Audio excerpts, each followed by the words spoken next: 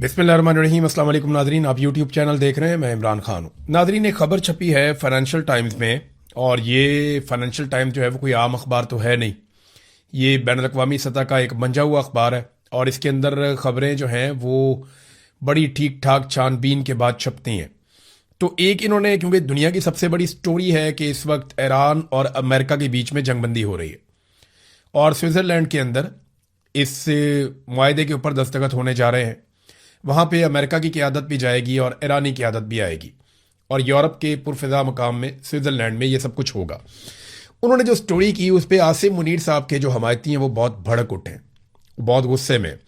Financial times की story क्या है, यहाँ मैंने उसका पूरा ट्रांसलेशन निकाल के अपने सामने रखा है। और ये स्टोरी एक्चुअली एक्सपोज कर रही है कि पाकिस्तान के पास वो सलाहियत नहीं थी मुज़ाकरात करवाने की, या पाकिस्तान वो नताइज हासिल नहीं कर सका मुज़ाकरात में जो अमेरिकन चाहते थे, और फिर कतरियों को सामने आना पड़ा। और फिर जो कतरी हुक्मरान हैं उनके नाम भी लिखे गए स्टोरी के अंदर, जिन्होंने बड़ा अहम रोल प्ले किया ईरान और अमेरिका को मुज़ाकरात की मेज़ के ऊपर बिठाने में और एक नतीजा निकालने में।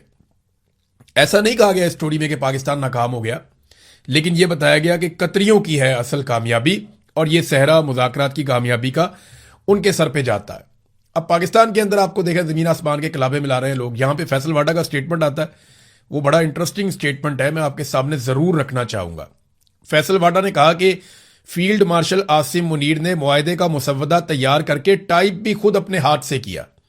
यानी यहाँ पे इस तरीके से गेम उठाई जा रही है, लगातार जूते पॉलिश हो रहे हैं कि आसिम मुनीर ने दुनिया को जंग से बचा लिया और आसिम मुनीर ने ये मुज़ाकरात करवाए। लेकिन फाइनेंशियल टाइम्स की स्टोरी कुछ और कह रही है। अब दुनिया भर के जो जरीदे हैं, अखबारात हैं, वहाँ इसके ऊपर तबसरा किया जा रहा है, और बहुत बड़े बड़े लोग, बड़े तगड़े लोग जो है वो इसके ऊपर अपना मौक़िफ़ भी दे रहे हैं। स्टोरी क्या है पहले आप वो देख लीजिए, आपको समझ आ जाएगी। स्टोरी ये कहती है कि जी अमेरिका और ईरान के दरमियान हतमी मुआहदा कतर ने करवाया है या पाकिस्तान ने करवाया है, इस पे फाइनेंशियल टाइम्स की एक बड़ी स्टोरी है। मुआहदा कैसे तय पाया, ये है जी मेन चीज़। और इसके अंदर उन्होंने पूरी स्टोरी में लिखा कि कितने उतार चढ़ाव आए। कई मरतबा मुआहदा बिल्कुल करीब पहुंच जाता था और फिर एकदम लड़ाई हो जाती थी। शुरू में पाकिस्तान इसके बीच में आया और पाकिस्तान ने एक सालिस के तौर पे काम किया, जबकि कतरी, मिस्री और तुर्की जो है वो पाकिस्तान की मदद कर रहे थे। लेकिन पाकिस्तान मतलूबा नताइज हासिल करने में कामयाब नहीं हो सका। चंद घंटे तो ऐसे भी रहे कि जिसमें कतरी सालिसों को यकीन करने का मौका मिल गया कि शायद अब बहुत मुश्किल होगा, और कई दफ़ा उन्हें ऐसा लगा कि शायद अब मुश्किल टल चुकी है। फिर बहुत सारी स्टोरी के अंदर उतार चढ़ाव बताए गए कि जैसे ही मुज़ाकरात होते थे और चीज़ें करीब आती थीं, वैसे ही दोबारा से अमेरिका या इसराइल फिर से अटैक कर देते थे, कभी ईरान जवाबी अटैक करता था। तो जो सबसे बड़ी रुकावट थी दोनों के बीच में, कोई मुआहदा नहीं हो पा रहा था, वो कतरियों को समझ आई मई के मिड में, क्योंकि यानी मई तक तो पाकिस्तान कोशिश कर रहा था। देखिए, फरवरी में ये जंग शुरू होती है, 28 फरवरी को। मार्च और अप्रैल लगभग जंग के अंदर गुजर जाते हैं। फिर पाकिस्तान के वज़ीर आज़म को बीच में डाला जाता है कि आप जंगबंदी का कहें ताकि जंगबंदी हो जाए। फिर पाकिस्तान का वज़ीर आज़म जंगबंदी के लिए कहता है, और अगले चंद दिन पाकिस्तान ने कोशिश भी की, बड़ा जोर लगाया, लेकिन ईरानियों को पाकिस्तानी कायल नहीं कर पाए कि अमेरिकन क्या चाह रहे हैं। अच्छा, इस खबर के अंदर यह बताया गया है कि, या तासुर दिया गया है कि field marshal Asim Munir America की तरफ से मुज़ाकरात कर रहे थे, वो ईरानियों की तरफ से मुज़ाकरात नहीं कर रहे थे, वो अमेरिका की जानिब से वेल ब्रीफ्ड थे। यानी अमेरिकन ने उनको बताया हुआ था कि उन्हें क्या चाहिए ईरानियों से, और वो उसी के लिए कोशिश कर रहे थे। लेकिन मई के वस्त में सूरत हाल बहुत ज़्यादा ख़राब हो गई। फिर जनाब अमेरिकन ने कतरियों को आगे किया, और कतरियों का इसमें बहुत तजर्बा है। कतरियों ने पूरी दुनिया के अंदर जो तालिबान का अमेरिका का डील वो भी उन्होंने करवाया था। उससे पहले और बहुत सारे जो मीडिएशन के मामला आते हैं दुनिया में, कतरी बहुत अहम और तजर्बाकार है इस काम में। उनके नाम भी हैं, मैं आपको भी बताता हूँ। तो प्रॉब्लम ये हो रहा था कि डोनाल्ड ट्रंप को बहुत जल्दी थी मुआहदा करने में। वो ये चाहता था कि फटाफट मुआहदा हो जाए। डोनाल्ड ट्रंप की बेसब्री थी, और वो मुआहदे के अंदर अपने टारगेट रख के बैठा हुआ था कि ये काम होने चाहिए। वो उजलत में मुआहदा करना चाह रहा था। जबकि ईरान के लिए एक और मसला था। उनके लिए मसला यह था कि वो इस मुआहदे को ईरानी निज़ाम में जायज़ और दुरुस्त तरीके से देखा जाए, ऐसा बनाए कि ईरानियों को लगे कि वो लड़ाई हारे नहीं है, और ये मुआहदा उन्हें जायज़ लगे, और ऐसा ना लगे कि कहीं उन्होंने हथियार डाल दिए।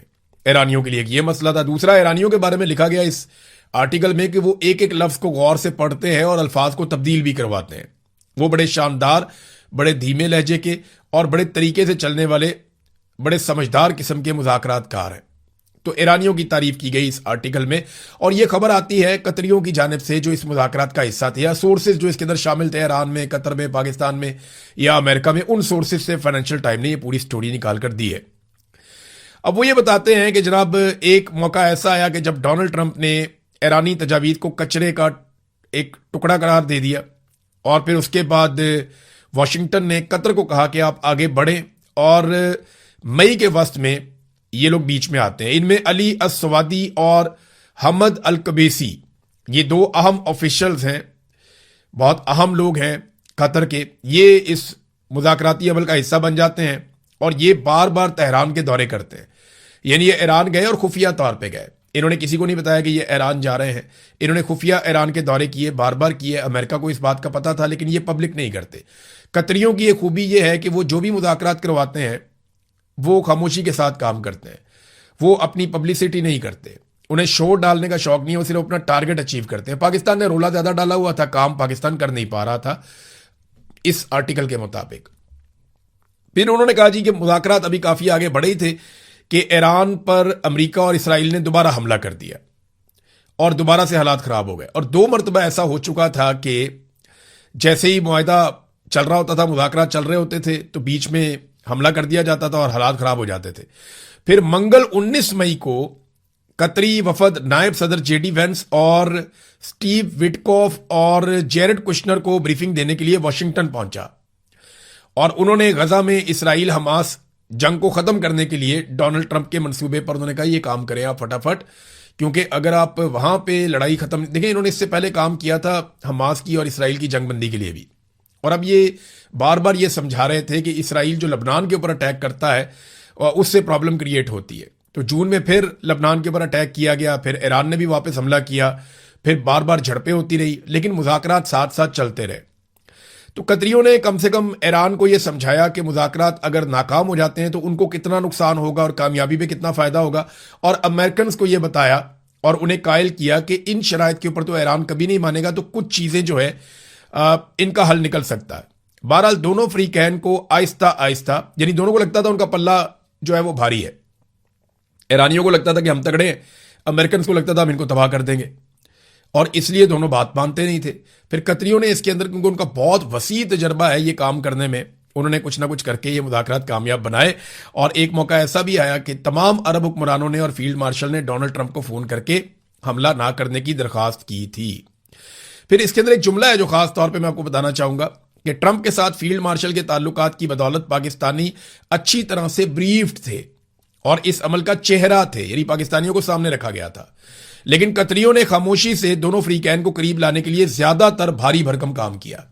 तो असल काम जो है वो ये आर्टिकल बता रहा है कि कतरियों ने किया है।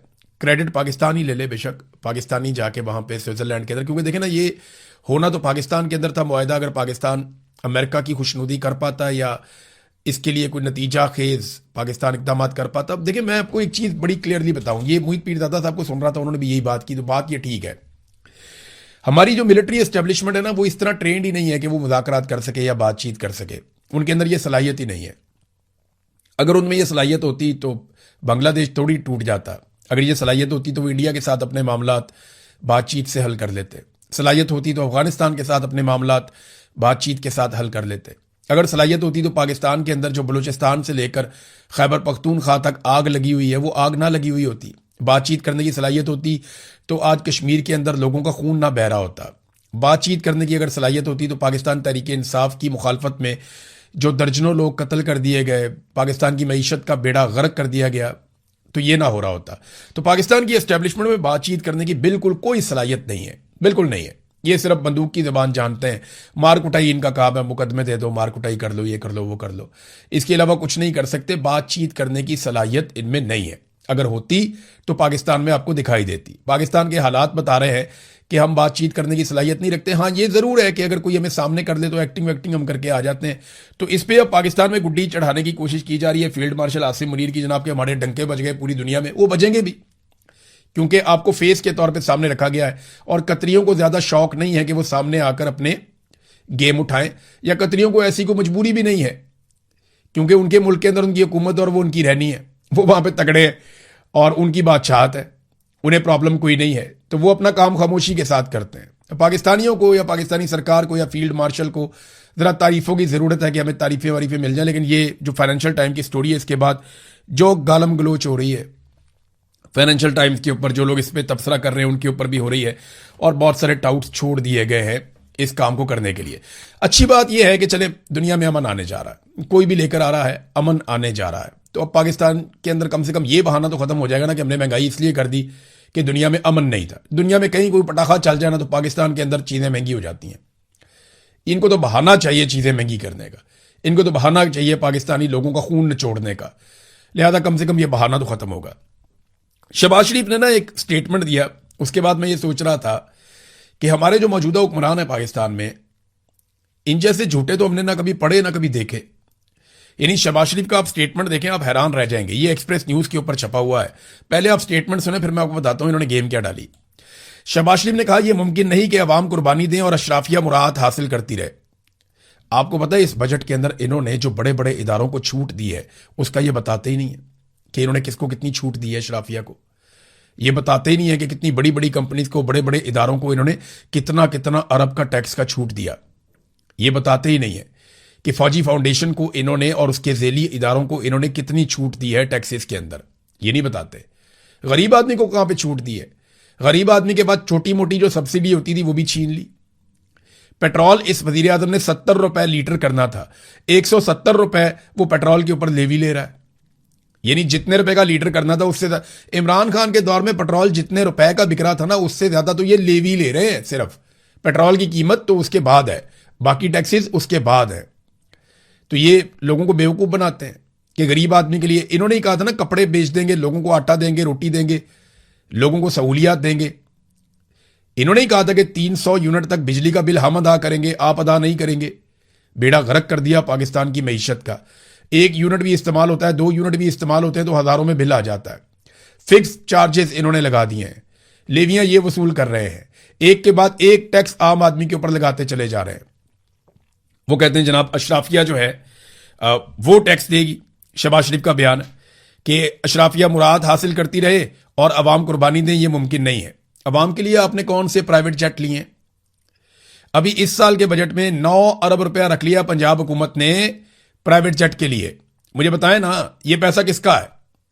ये जो आप जहाज लेते हैं, जो आप सैर सपाटे करते हैं, पूरी दुनिया में आप वीवीआईपी बन के घूमते हैं, जो प्रोटोकॉल्स आप ले रहे हैं, जो अपनी तनख्वाहों में आप इजाफा कर रहे हैं, ये सारा कुछ आप क्यों कर रहे हैं? आम आदमी की तनख्वाह कितनी बड़ी है और वुज़रा की तनख्वाह कितनी बड़ी है, जरा ये आपको मैं थोड़ी सी एक झलक दिखाता हूं। आपके 14 तबक रोशन हो जाएंगे जो पाकिस्तान के साथ इन्होंने किया है। अब आ जाए जी मरियम नवाज के दौर के अंदर इन्होंने वुज़रा की तनख्वाहें कितनी बढ़ाई और आम जो एमपी है उनकी तनख्वाह कितनी बढ़ाई है। तो ये देखें जी 76,000 रुपए से बढ़ाकर 4 लाख रुपए कर दी। यानी जो तनख्वाहों में इजाफा किया गया वो 426% इजाफा किया गया। 1 जनवरी 2025 से नाफिज किया गया, तब तो और भी बढ़ गई। 426% तनख्वाह बढ़ाते हैं एमपीए की और आम पाकिस्तानी की तनख्वाह बढ़ाते हैं 7%। वुज़रा की तनख्वाहें कितनी बढ़ाते हैं? 860%। 860%। और आपकी तनख्वाह कितनी बढ़ी है? 7%। एक 860, एक तरफ सिर्फ 7, इतनी तनख्वाह बढ़ाते हैं। स्पीकर पंजाब असेंबली की तनख्वाह इन्होंने बढ़ाई कितनी? 1.25 लाख से बढ़ा के 9,50,000 कर दी। डिप्टी स्पीकर की 1,20,000 से बढ़ा के 7,75,000 कर दी। और बाकी सबकी तनख्वाहों में भी 400% से लेकर 600% तक इजाफा कर दिया। यह इजाफा किया गवर्नमेंट ऑफ पंजाब ने। वफाकी हुकूमत ने भी इसी तरह इजाफा किया। 2025 में वफाकी वुज़रा और मुशीरान की तनख्वाहें जो हैं वो 2 लाख रुपए से बढ़ाकर 5,19,000 रुपए तक कर दी गई। लगभग 200% के करीब इन्होंने या 2.5 गुना इन्होंने तनख्वाहें बढ़ा दी। आपकी तनख्वाह कितनी बढ़ती है? 7%। उनकी कितनी बढ़ती है? 250%। कितना फर्क है? तो ये अपनी तनख्वाहें ऐसे बढ़ाते हैं, फिर ये कहते हैं जनाब अशराफिया को हम कुछ नहीं देंगे और गरीबों को हम देंगे सारा कुछ। आप लोगों को बेवकूफ समझते हैं। हम बैठे हैं ना लोगों को डाटा बताने के लिए, क्योंकि हम गरीबों में से ही उठ के आए हुए हैं, हम उन्हीं के लोग हैं और हम आपको बताएंगे। और हर आदमी को इसके ऊपर पढ़ना चाहिए, लिखना चाहिए, बोलना चाहिए। आज सोशल मीडिया का दौर है, आप सारे ये आवाज उठाएं कि एमपीएस की, एमएनएस की, मिनिस्टर्स की, सेनेटर्स की, इनकी तनख्वाहें बढ़ी हैं जब से ये सरकार आई है। 400-400%, 600-600%, 900-900% तक इनकी तनख्वाहें बढ़ी हैं। और महंगाई भी इसी रफ्तार से बढ़ी है।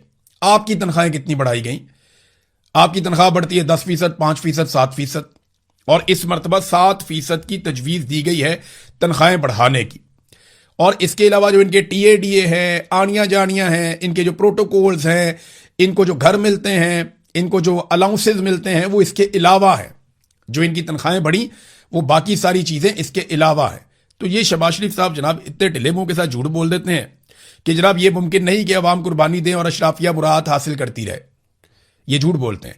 इमरान खान साहब के बारे में नादरीन दो बड़ी अहम खबरें हैं। उनके दो केसेस हैं जो लगने जा रहे हैं सुप्रीम कोर्ट ऑफ पाकिस्तान में।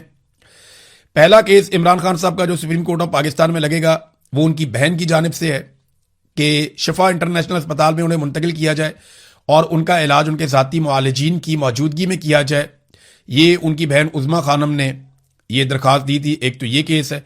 दूसरा केस इमरान खान साहब का फैमिली और वकला और पार्टी के जो लोग हैं उनसे जो मुलाकातें करवानी हैं, अदालती हुक्म के बावजूद वो मुलाकातें नहीं हो रही। इस पर भी एक समाअत जो है वो सुप्रीम कोर्ट ऑफ पाकिस्तान में होने जा रही है। ये दोनों केसेस की समाअत कल हो जाएगी। अब देखते हैं कि इसके ऊपर क्या नतीजा निकलता है। लेकिन सुप्रीम कोर्ट ऑफ पाकिस्तान इंसाफ दे सकती है अगर वो चाहे तो, लेकिन नॉर्मली हमने पाकिस्तान में इंसाफ होता हुआ नहीं देखा। नादरीन, नवाज शरीफ साहब ने बिलाखिर एक स्टेटमेंट दिया कश्मीर के हवाले से। उन्होंने कहा कश्मीरी अवाम पाकिस्तान से अपना नजरियाती और फिक्री रिश्ता बरकरार रखते हुए पुरअमन रहें, धरनों को खत्म करके बामकसद मुज़ाकरात करें। नवाज शरीफ साहब ने ना किसी मुतालबे में कोई बात ही नहीं की कि मुतालबात जायज़ हैं नाजायज़ हैं, कश्मीरी क्या मांग रहे हैं, उस पर बात ही नहीं की।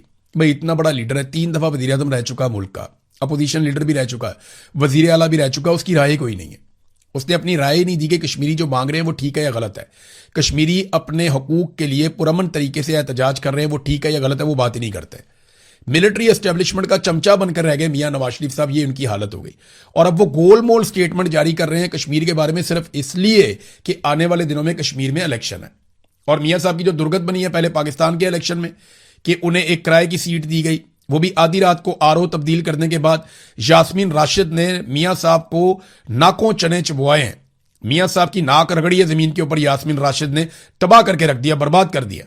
लेकिन मियां साहब जाली सीट के ऊपर, चोरी की सीट के ऊपर आकर बैठ गए ढीठों की तरह। और अभी भी मियां साहब वहीं पे बैठे हुए हैं लास्टिक की शलवार पहन के। जो उन्हें मिलिट्री एस्टेब्लिशमेंट कहती है मियां साहब आगे कह देते हैं। अब कश्मीर पे गोलमोल स्टेटमेंट इसलिए दिया क्योंकि कश्मीर में भी आगे इलेक्शन आ रहा है। ख्वाजा आसिफ साहब की नादरीन गैरत जागी है। ख्वाजा आसिफ साहब ने एक बात की, उसका जवाब असद कैसर ने दिया। पहले जरा सुने ख्वाजा आसिफ ने बात क्या की। ख्वाजा आसिफ ने कहा कि हम असद कैसर के घर ISI अफसरान की मौजूदगी में बिल्स की नोक पलक दुरुस्त करते थे। ये ऐसा कहा जैसे ये रोज करते थे। लेकिन वहां पे जो असद कैसर है उसने ये कहा कि ISI अफसरान FATF बिल पर अपनी इनपुट दे रहे थे। ये हुआ था मेरे घर पे। यानी ख्वाजा आसिफ ये कह रहे हैं कि हमने एक कानून साजी करनी थी और ये FATF की कानून साजी थी। हम गए इनके घर में असद कैसर साहब के, और वहां पे ISI के अफसरान बैठे हुए थे और उनकी मौजूदगी में हम इस पे काम कर रहे थे और वो अपनी इनपुट दे रहे थे। असद कैसर कहते हैं जी बिल्कुल ये तो FATF का मामला था और उनकी इनपुट की हमें जरूरत थी। इंस्टीट्यूशनल मेमोरी एक होती है, उनको हमने बुला लिया था, उनसे हमने काम लिया था। देखिए जो ब्रीफिंग है वो मंगाई भी जा सकती है। आप ये कह सकते हैं कि हमें ये चीजों की जरूरत है, आप आकर हमें बताएं। लेकिन फौज की सियासत में मुदाखलत है, इससे इनकार नहीं किया जा सकता। इमरान खान के दौरे हुकूमत में भी थी, गलत थी, नहीं होनी चाहिए थी। लेकिन और इमरान खान साहब को इस बात का इदराक भी हुआ। इमरान खान साहब ने इस बात पे अफसोस का इजहार भी किया कि उन्होंने एस्टेब्लिशमेंट पे जितना भरोसा किया या जितना इमरान खान साहब ने मिलिट्री एस्टेब्लिशमेंट पर इन्हिसार किया अपनी हुकूमत चलाने में, वो उन्हें नहीं करना चाहिए था। इमरान खान साहब ने खुद इस बात के ऊपर एतराफ भी किया। तो इमरान खान साहब ने तो एतराफ कर लिया। जब ख्वाजा आसिफ साहब एतराफ कर रहे हैं, उनका जमीर जाग रहा है कि जनाब वहां ISI वाले बैठे थे, उस टाइम ख्वाजा आसिफ साहब को क्या हुआ था? तब तो आप इनकलाबी होते थे, तब तो मियां साहब इनकलाबी होते थे। बाहर निकलकर बताते ना कि अंदर ISI के अफसर बैठे हुए हैं, वो हमारे से कानून साजी करवा रहे हैं। आज ख्वाजा आसिफ ने यह बात क्यों की? वो इसलिए की कि वो PTI को और अपने आप को एक जैसा आज के दौर में दिखाना चाहते हैं। ख्वाजा साहब दौर बहुत आगे निकल गया है। ख्वाजा साहब कहते हैं मेरा जमीर जाग गया, इसलिए मैं ये बता रहा हूं कि ISI के बंदे वहां बैठे हुए थे जहां पे मैं कानून साजी कर रहा था। तो ख्वाजा साहब गलतियां तो सबसे होती हैं, तो गलतियों को ठीक भी करना चाहिए ना। आज आप बड़े फख्र से कहते हैं जनाब हाइब्रिड सिस्टम, दोगला निजाम चल रहा है, फौज और हम मिलकर सारे काम कर रहे हैं। आज सारे काम में आप कहते हैं आसिम मुनीर बराबर के शरीक हैं। तो उस दौर में अगर आईएसआई के अफसरान आपको बुरे लग रहे थे तो आज आपको क्यों अच्छे लग रहे हैं? उस दौर में भी बुरे थे, आज भी बुरे हैं। असूल है तो फिर एक ही होना चाहिए। और दूसरी बात यह है कि अगर आपका जमीर जाग रहा है तो जमीर को जरा थोड़ा सा और झंझोड़ें और यह बताएं कि 3 मरतबा आप एमएनए कैसे बने। आप ये बताएं कि जनरल बाजवा ने आपको एमएनए कैसे बनाया था। आप ये बताएं कि जनरल आसिम मुनीर ने आपको एमएनए कैसे बनाया। आप ये बताएं कि रेहाना डार के मुकाबले में आपको जाली फॉर्म 47 कैसे जारी किया गया। जब टीवी चैनल ने बता दिया कि आप इलेक्शन हार चुके हैं, आप फारिग हो गए हैं, तो फिर आप रातों रात इलेक्शन कैसे जीत गए? ख्वाजा आसिफ साहब, जमीर जगाना है तो जमीर को पूरी तरह से जगाइए, हाइब्रिड निजाम को लात मारिए। और मुझे लगता है ख्वाजा आसिफ इसलिए बोल रहे हैं कि अभी वजारतें तब्दील होने का वक्त आ गया है। तो ख्वाजा साहब को लगता है कि थोड़ा ब्लैकमेल करूंगा तो मुझे कोई वजारत मिल जाएगी। और वजारतों के बारे में बताया जा रहा है कि मोहसिन नकवी की, इसहाक डार की, ख्वाजा आसिफ की और एहसन इकबाल वगैरह की कुछ लोगों की वजारतें तब्दील हो सकती हैं। तो देखते हैं वजारतों की तब्दीली में क्या होता है। भारत गिलगित बल्तिस्तान में नताइज नाजरीन अब जारी कर दिए गए हैं। मिलिट्री एस्टेब्लिशमेंट का इलेक्शन था, उनकी मर्जी के मुताबिक नताइज जारी होने थे। नताइज के मुताबिक पीपल्स पार्टी 11, नून लीग 6, आईपीपी 4, पीटीआई 2, पीटीआई के आजाद उम्मीदवार, बहुत सारी सीटें तो उनसे छीन भी ली, पीपल्स पार्टी को भी दे दी, पीएमएलएन को भी दे दी, और एमडब्ल्यूएम 1 सीट। तो कुल 24 नशिस्तें, 12-13 नशिस्तें आपको चाहिए, तो 11 तो पीपल्स पार्टी के पास है। अगर वो आईपीपी को अपने साथ मिला लें, पीपल्स पार्टी वाले जो 4 आजाद उम्मीदवार है वो चारों आईपीपी में चले गए। आईपीपी खुद एक भी सीट नहीं जीती और चारों आजाद उम्मीदवार वो पीपल्स पार्टी में चले जाते, उनकी हुकूमत बन रही है, या पीएमएलएन में चले जाते, वो मिलकर हुकूमत बना लेते। लेकिन नहीं, वो आईपीपी के अंदर गए क्योंकि उन्हें वहां का रास्ता दिखाया गया कि उधर चले जाओ, पैसे भी उधर है, वही आपको वजारतें लेकर देंगे। तो जनाब 4 उम्मीदवार चले गए गिलगित बल्तिस्तान के जो आजाद जीते थे, आईपीपी में चले गए और अब वो पीपल्स पार्टी के साथ मिलकर हुकूमत भी बनाएंगे।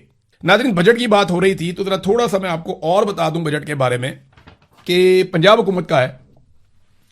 पंजाब में सेहत और तालीम का जो बजट है वो 232 अरब रुपयों से मजीद कम कर दिया गया है। सेहत और तालीमी जो तरक्याती बजट है उसका 58% कम कर दिया गया है। ये नाजरीन बजट में वीआईपी जहाज के लिए 9 अरब रुपए होंगे। अब आप अंदाजा करें कि ये हमारी प्रायोरिटीज हैं कि तालीम और सेहत, इन 2 चीजों के बगैर कोई मुल्क आगे नहीं बढ़ सकता।